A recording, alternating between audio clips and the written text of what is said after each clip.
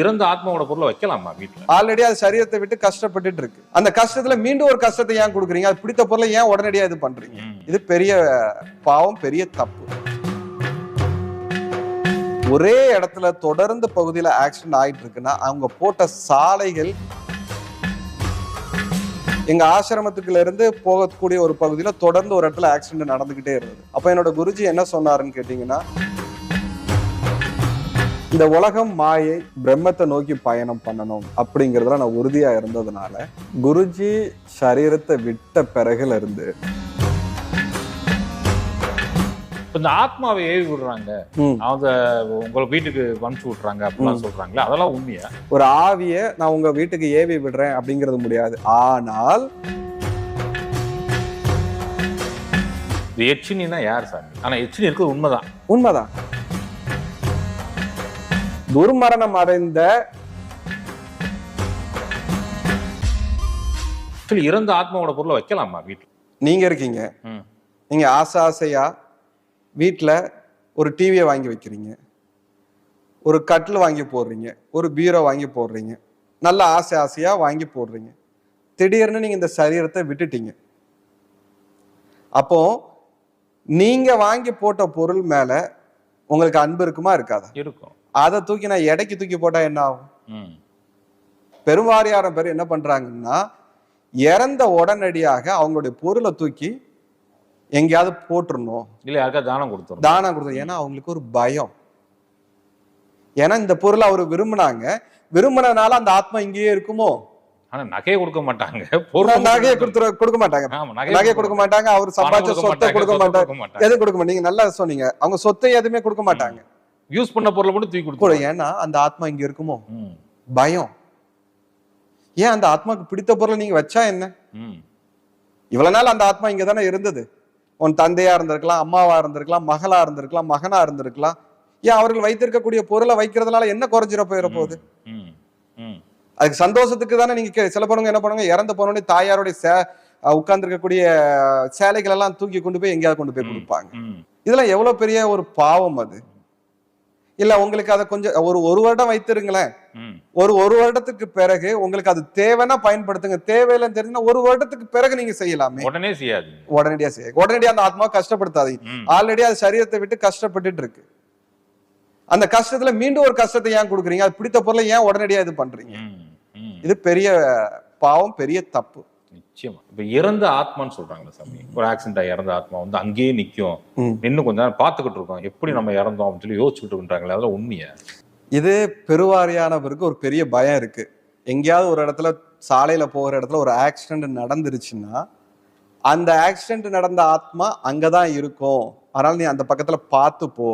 இல்ல சேலத்து ரோட்ல ஒரு ரோட்ல வர்றப்ப, சேலம் டு தர்மபுரி ரோட்ல வர்றப்பயும் ஒரே இடத்துல தொடர்ந்து ஆக்சிடென்ட் ஆகுது, ஏன்னா அங்க ஆத்மா அதிகமா இருக்குன்னு சொல்றாங்க. ஆமா, அப்படி சொல்லுவாங்க. இப்போ இதுக்கு நான் வந்து ஒரு வேடிக்கையா ஒரு பதில் சொல்லுவேன்.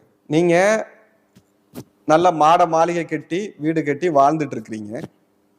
வாழ்ந்துட்டு இருக்கும்போது உங்களுடைய சந்தோஷம் எல்லாமே அந்த வீட்டிலேயே எல்லா பொருள்களும் உங்களுக்கு இருந்துட்டு இருக்கு.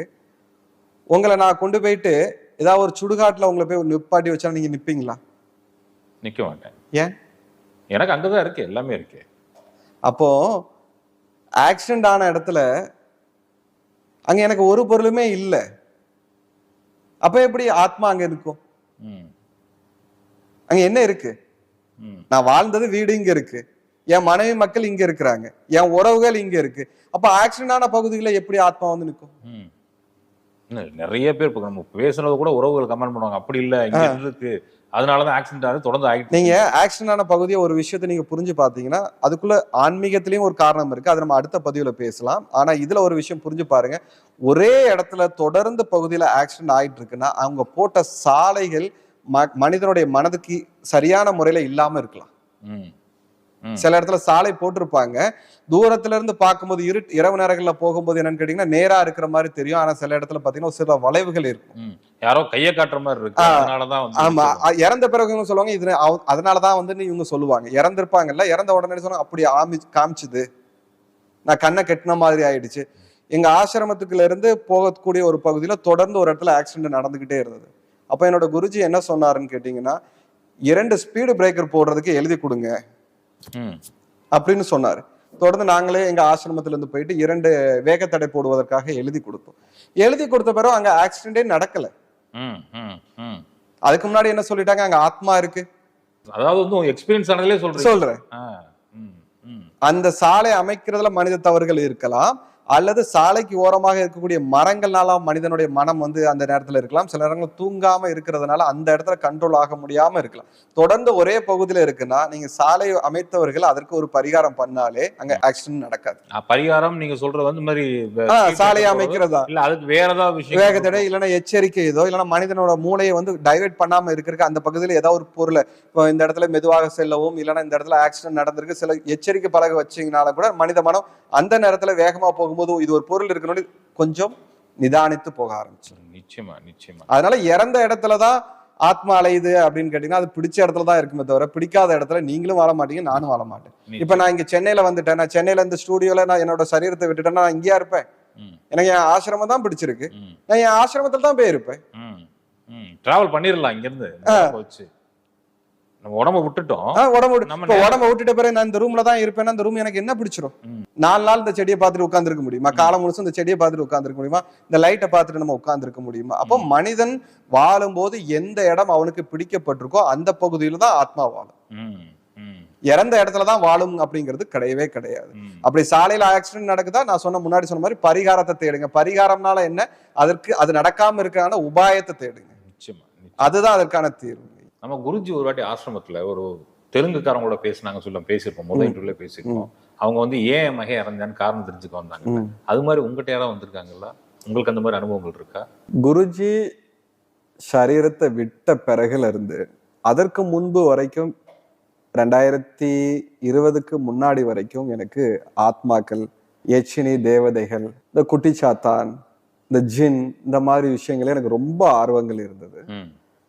பல பயிற்சிகளை நான் சித்தும் பண்ணியிருக்கிறேன், சில பயிற்சிகளை சித்து பண்ணிட்டு பாதிலையும் விட்டு இருக்கிறேன். ஆனால் குருஜி சரீரத்தை விட்ட பிறகுல இருந்து என்னுடைய பயணம் எதுவாக இருந்ததுன்னு கேட்டீங்கன்னா, இந்த உலகம் மாயை, பிரம்மத்தை நோக்கி பயணம் பண்ணணும் அப்படிங்கிறதுல நான் உறுதியா இருந்ததுனால பெருவாரியா ஆத்மாவுடன் உரையாடல் ஏற்படுத்துவதற்கான வாய்ப்பை நானே தனிப்பட்ட ரீதியில அவாய்ட் பண்ணிட்டு வந்துட்டு இருக்கேன். எதனாலன்னா மீண்டும் மீண்டும் இந்த உலகத்துல சஞ்சரிக்கிறதுக்கான வாய்ப்புகளே இந்த சித்துகளை பயன்படுத்தும் போது ஏற்படுது. ஒரு கேள்விக்கு காரணத்தை கேட்க போகும்போது அடுத்த கேள்வி ஏற்படுது, அடுத்த கேள்வி கேட்கும் போது அதற்கு அடுத்த கேள்விகள் கேட்க போகுது. இது வந்து தொடர்ந்துகிட்டே இருக்கிற தவிர இதுக்கு ஒரு எல்லைங்கிறது இல்லாம போயிருது.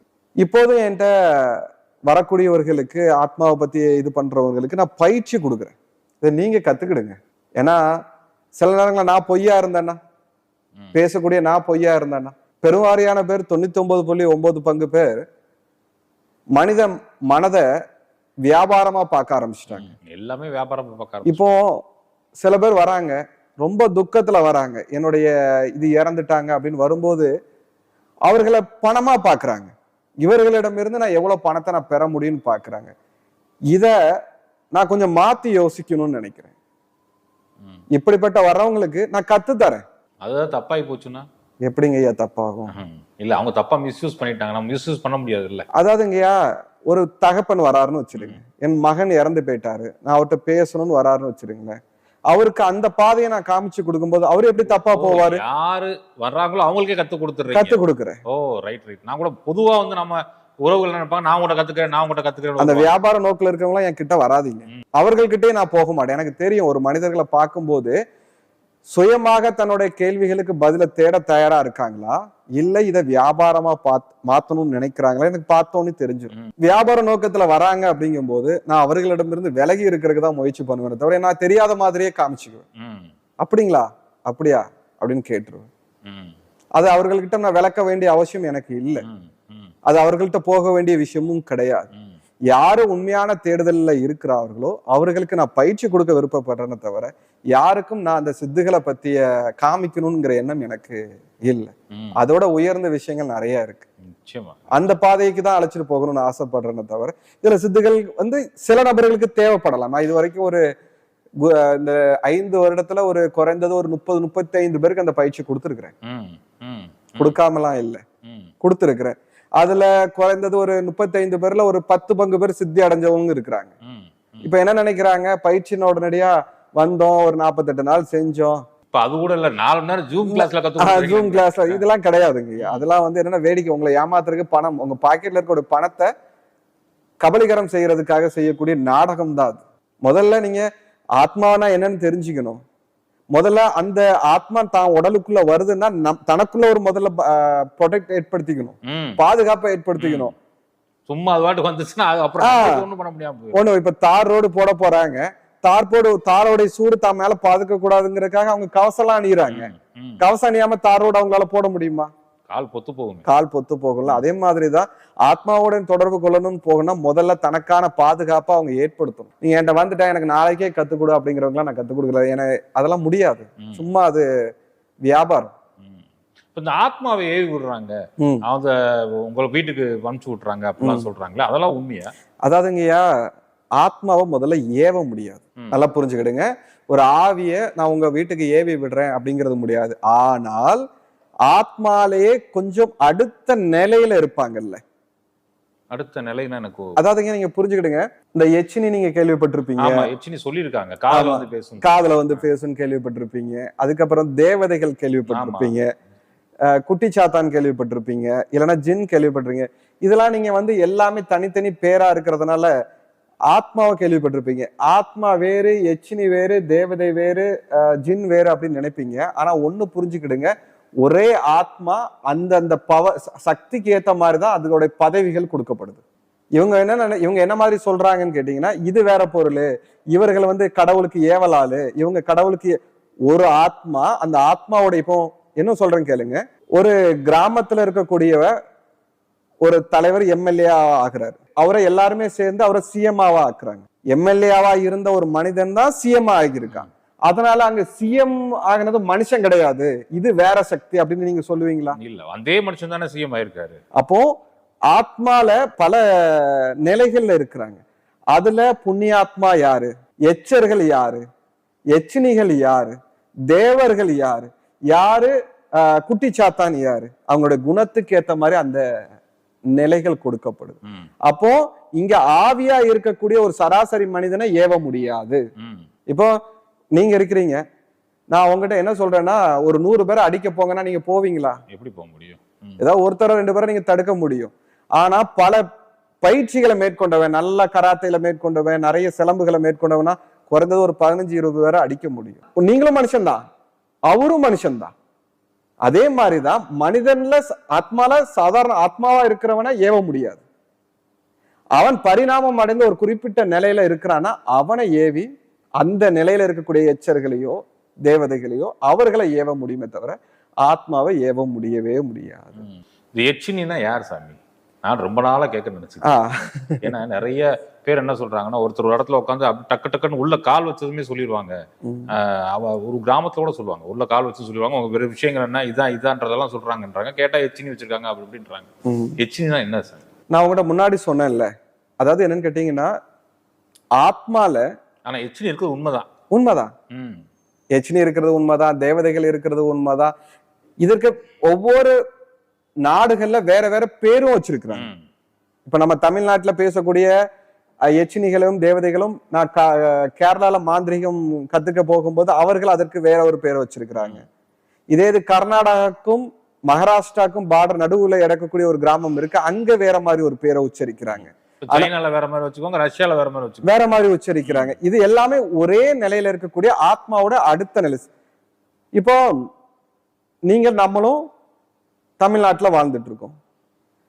சில மனிதர்கள் என்ன பண்றாங்க, இந்தியாக்காக போராடுவதற்காக பார்டருக்கு போறாங்க.